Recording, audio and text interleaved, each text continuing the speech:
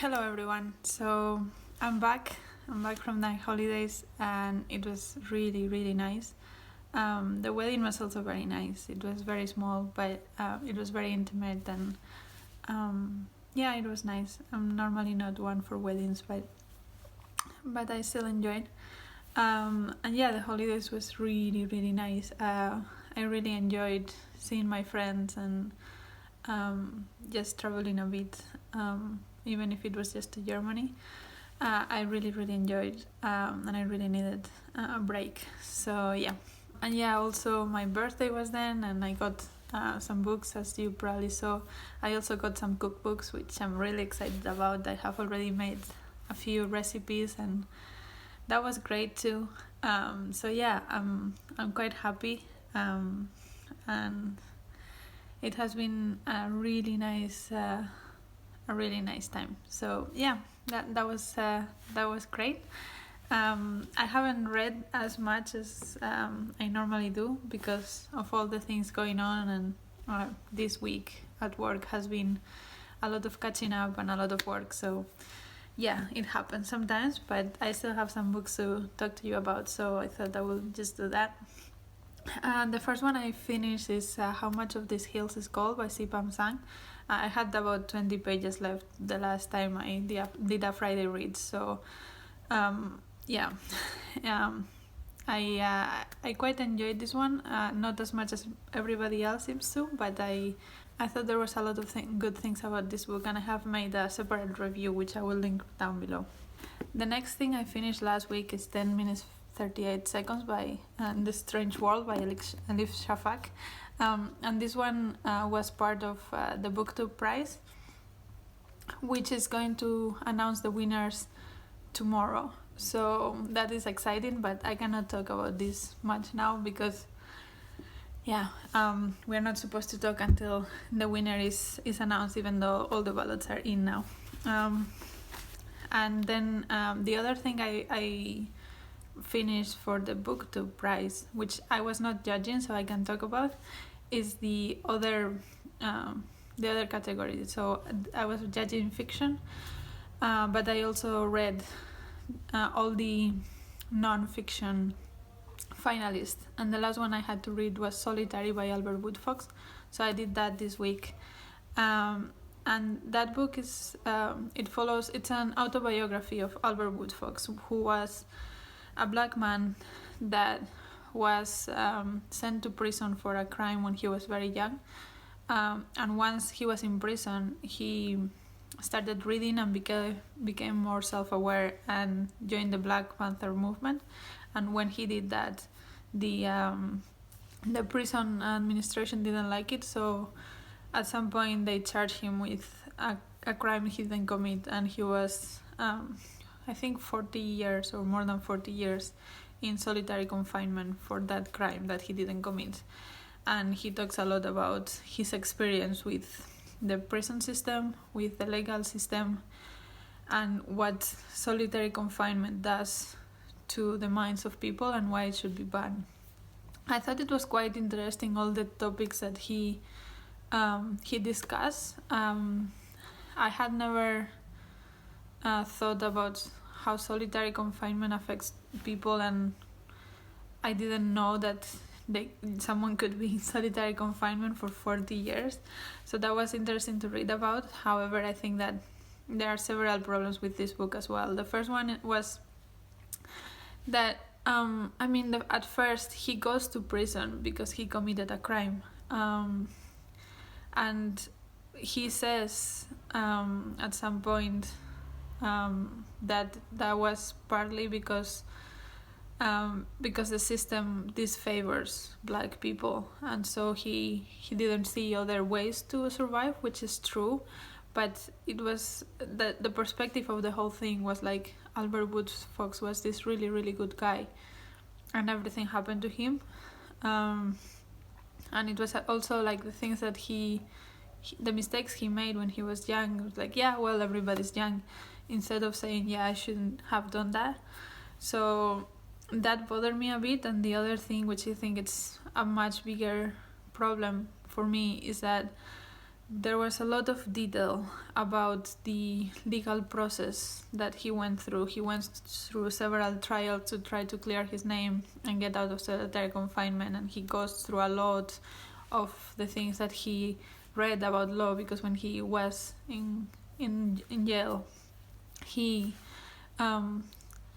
taught himself a lot of law, which seems relevant, but there was just too much, and for someone like me that is not particularly interested in all the little details and procedures of the law, that was a bit too much, and it just made the book way too long. This was 500 pages, and if he would have cut that, he could have made it in like 300 pages and it would have been fine. So that bothered me a bit, but yeah, it was still okay. I can see why it made it to the finals. I am still not rooting for this book to win, but I see how it made it to the finals of the Booker Prize.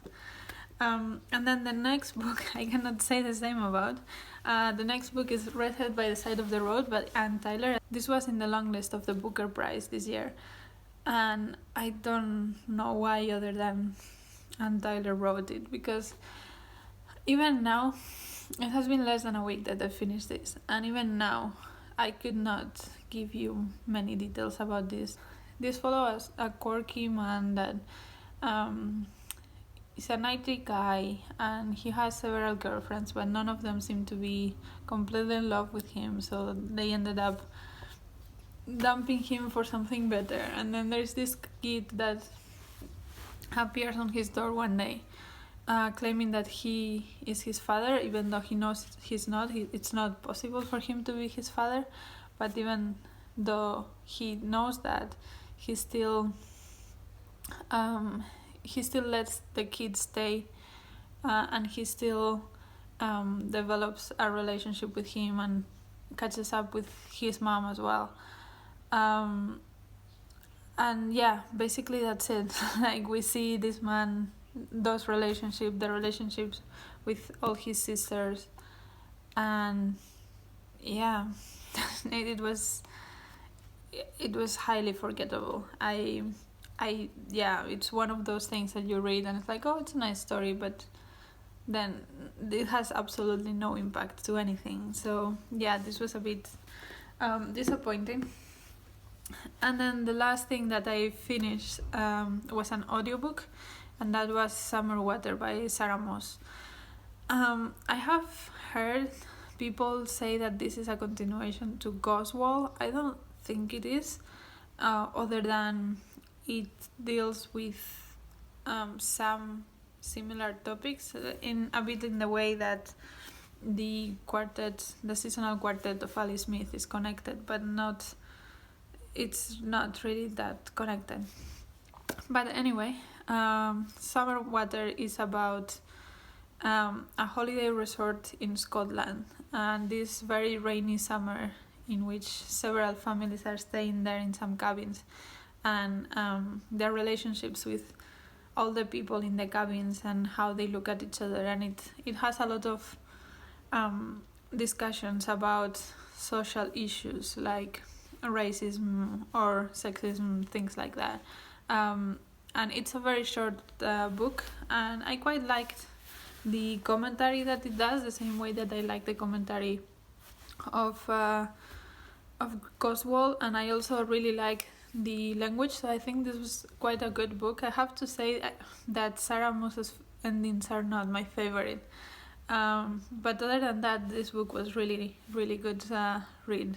I enjoyed it all the way through, so yeah, that was great. What am I reading now? So the first thing I'm reading, I'm about 100 pages from the end, is Everything Under by Daisy Johnson. This is a difficult one to describe. So this is about the relationship of this woman with several different people in her life. It doesn't really have a plot, at least that I have seen, like a very big plot. It doesn't, it's a bit confusing because it changes perspectives and time all the time. Every few pages is a new chapter, and then it's sort of from a new perspective. But it does talk about very important topics, dealing with femininity and against sexism and gender in general. So I really like that. Also, the language is absolutely beautiful, but it is very experimental in the sense that the plot is kind of not there, sort of confusing. It takes a while to get used to it, but I am enjoying it. And the other thing I'm reading is an audiobook, and it's Ohio by Stephen Markley, and this is about a bunch of teenagers that grew up together, and then what happens to them a certain amount of years later, and there is some kind of mystery in between them, and you kind of find out things about them. And this one I'm not enjoying as much. It's giving me Secret History vibes, because these teenagers are quite pretentious and spoiled and entitled in many ways, and this mystery element as well. So I tend to not enjoy teenagers in books, especially pretentious teenagers. I don't know, we'll see how that goes. I'm not super convinced about it, but it's an audiobook and I don't have any other audiobooks right now, so I'll probably finish it at some point. So what are my plans for the next weeks or so? We are in the beginning of October, and in October Katie Books and JK Reads have a read-along that is called Little Read-along for the Little Friend by Donna Tartt, and I am planning to participate on that. I still have to get my copy from the library, but I think I will do that probably tomorrow, and then I can start it. So I'm excited about that. And then another book that I'm planning to read is Possession by A S Byatt, and this is for the Barter Horror book clubs. I haven't read the other two books in that book club because I couldn't get my hands on a copy easily, but this one is in my library, so I'm planning to join for that. And then I have a few books that I really want to read very soon. So the first one is Temporada de huracanes by Fernanda Melchor. This is hurricane season, which was nominated for the International Booker Prize. And this is about a witch in Mexico, I think, and it's supposed to be very feminist, so I'm excited about this, and it's due to the library very soon, so I want to read it very soon. It's only 200 pages and it's in Spanish, so it shouldn't take me too long to read. The other thing that I want to read probably this weekend is Fiebre Tropical by Juli Delgado Lopera, I believe. And this book is about a Colombian queer teen that moves from Colombia to the US and their experience,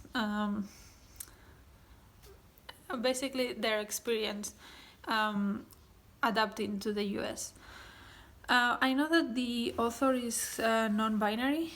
I don't know if the protagonist of this book is non-binary, but I know it's a queer novel, so I'm excited. And the other thing that really made me want to read this book is the fact that it's written in a mixture between Spanish and English, which I think is going to be very interesting to read. And I know that Doris from All the Books really liked this book, so I'm excited for it. And then the other two books that I want to read soonish. The first one is 1984 by George Orwell. This was supposed to be my reread for last month, but I didn't get to it. It was a busy month, so I want to get to it this month, preferably earlier this month, but we will see how we go. And the other book that I really want to read really soon is The Book of Not by Tsitsi Dangarembga. This is the second book in her trilogy, and the third book is also shortlisted for the Booker, so I want to read the third book before the winner is announced. So for that I have to read this one first, which Kieran from KD Books very, very kindly sent to me. So yeah, I'm planning to read this very, very soon. So yeah, I think that was all.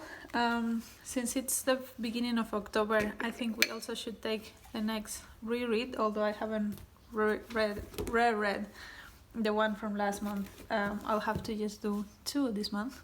So let's see what we get.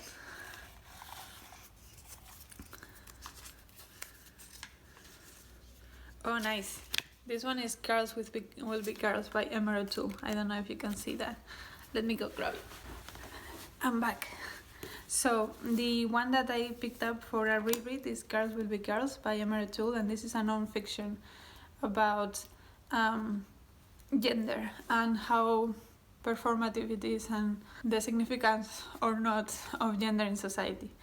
So yes, I remember loving this when I read it, and I'm very excited for it. Also, it will be interesting to read this next to Fiebre Tropical, because that one is also about non-binary or like queer themes, so I'm excited to read that. So yeah, that was all for me. I hope you're doing well. I hope you're healthy and safe. Let me know if you have read any of these books down below, or if you want to read some of them, or if not, what are you reading today? So yeah, talk to you in the next video, and until then, bye!